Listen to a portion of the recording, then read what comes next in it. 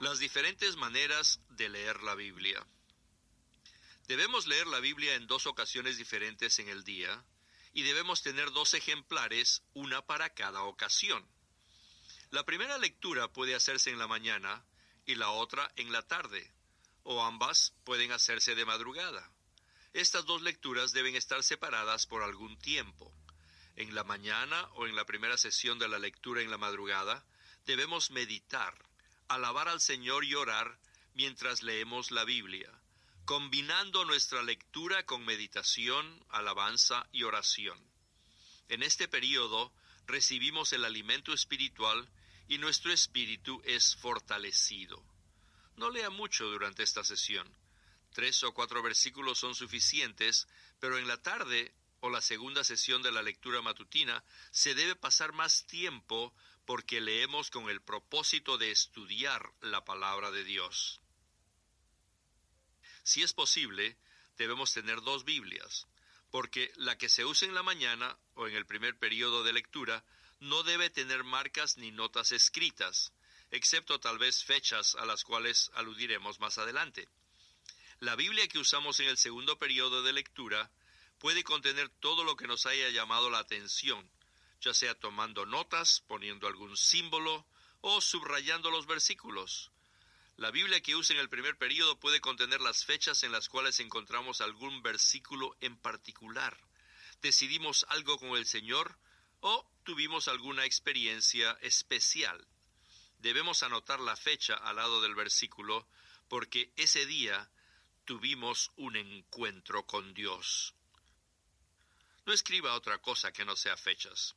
La Biblia que usamos en el segundo período la estudiamos y debemos escribir todos los hechos espirituales que descubramos y la luz que hayamos recibido. Procedamos entonces a describir la manera en que debemos leer la Biblia durante estos 2 periodos.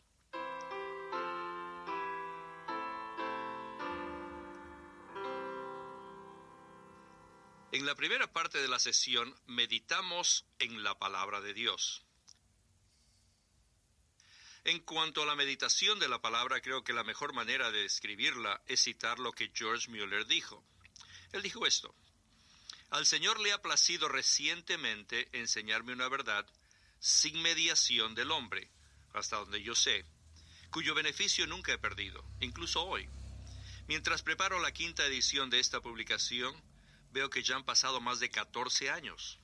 Y esto es lo que vi en ese entonces. Comprendí más claramente que nunca que la primera y la más importante tarea que debo cumplir cada día es hacer que mi alma esté feliz en el Señor. Lo primero de lo cual debería preocuparme día a día no era cómo servir al Señor ni cómo glorificarle, sino cómo hacer para que mi alma entre a un estado de felicidad y cómo hacer que mi hombre interior sea nutrido. Pues yo puedo esforzarme por presentar la verdad ante los incrédulos, por beneficiar a los creyentes, por aliviar a los afligidos, y en general es del todo posible comportarme como corresponde a un hijo de Dios en este mundo, y aún así no estar feliz en el Señor ni ser nutrido y fortalecido en mi hombre interior día tras día. Pues podía haber estado cumpliendo todas aquellas tareas con un espíritu errado. Antes de ver esto, y durante por lo menos 10 años, era mi hábito entregarme a la oración inmediatamente después de vestirme en las mañanas. Pero ahora he descubierto que lo más importante que tengo que hacer es leer la palabra de Dios y meditar sobre ella para que mi corazón sea consolado, fortalecido, instruido, reprendido y amonestado, y para que así, por medio de la palabra de Dios, al meditar en ella, mi corazón sea conducido a experimentar comunión con el Señor. A partir de entonces, empecé a dedicarme a meditar sobre el Nuevo Testamento desde el comienzo, temprano en las mañanas. Lo primero que hacía después de pedirle al Señor que bendijera su preciosa palabra, era meditar sobre ella, buscando en cada versículo para obtener de ellos bendición, no con miras a ministrar la palabra en público, ni con el fin de predicar sobre lo que había meditado, sino con el fin de alimentar a mi alma. Después de algunos minutos, el resultado era que mi alma siempre era conducida a confesar mis pecados, a dar gracias, a interceder o a suplicar, pese a que mi propósito era más bien meditar que orar. Sin embargo, al meditar sobre la palabra de Dios, esta me conducía de inmediato a la oración y me encontraba por momentos confesando mis faltas o intercediendo o haciendo súplicas o dando gracias. Y luego proseguía yo al siguiente versículo, haciendo de este una oración por mí o por otros a medida que leía la palabra de Dios. Pero siempre teniendo en cuenta que el objetivo de mi meditación era alimentar mi alma. Como resultado de ello surgía la confesión, el agradecimiento, la súplica o la intercesión, mezclada con mi meditación, y mi hombre interior casi siempre era en gran manera nutrido y fortalecido. Cuando iba a desayunar, con raras excepciones, me encontraba en paz, y muchas veces con felicidad de corazón. Así el Señor también le placía comunicarme aquello que ese mismo día, o mucho después, se convertía en alimento para otros creyentes, pese a que yo me había entregado a la meditación, no para ministrar públicamente, sino para obtener provecho para mi propio hombre interior. Y aún ahora, desde que Dios me enseñó esto, es muy claro para mí que lo primero que un hijo de Dios debe hacer cada mañana es procurar alimento para su hombre interior.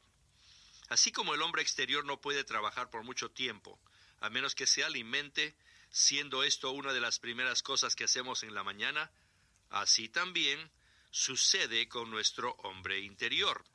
Todos nosotros debemos tomar el alimento con ese propósito. Pero, ¿cuál es el alimento para el hombre interior?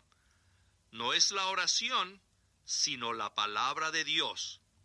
Y tampoco es la simple lectura de la palabra que pasa por nuestras mentes como el agua por la tubería, sino aquella lectura en la cual reflexionamos en lo que hemos leído, meditamos sobre ello y lo aplicamos a nuestros corazones.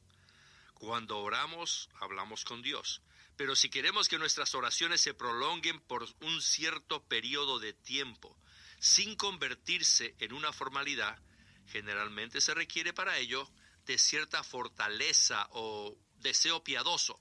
Por tanto, el momento en que nuestra alma puede con mayor eficacia realizar tal esfuerzo es inmediatamente después de que el hombre interior haya sido nutrido al meditar en la palabra de Dios, desde el cual nuestro Padre nos habla, nos anima, nos consuela, nos instruye, nos humilla y nos amonesta. Por consiguiente, podemos meditar con la bendición de Dios, pese a que somos débiles espiritualmente. Sin embargo, cuanto más débiles seamos, más necesitaremos la meditación para ser fortalecidos en nuestro hombre interior. Así, tampoco tendremos que preocuparnos mucho por ser distraídos en nuestra mente al orar, como ocurre cuando no hemos tenido tiempo para meditar. Hago hincapié en este asunto porque sé cuán grande es el beneficio y el refrigerio espirituales que he obtenido, y con todo amor y solemnidad suplico a mis hermanos que consideren este asunto. Por la bendición de Dios, atribuyo a esto la ayuda y fortaleza que he recibido de Dios para poder pasar en paz por numerosas pruebas de mayor envergadura que nunca antes había experimentado. Ahora, después de 14 años de haber llevado esto a la práctica, con el temor de Dios, me atrevo a recomendarlo plenamente. Cuán diferente es el día cuando el alma ha recibido refrigerio y se ha regocijado en la mañana, a nuestro día cuando, sin preparación espiritual, caen sobre nosotros el servicio, las pruebas y las tentaciones.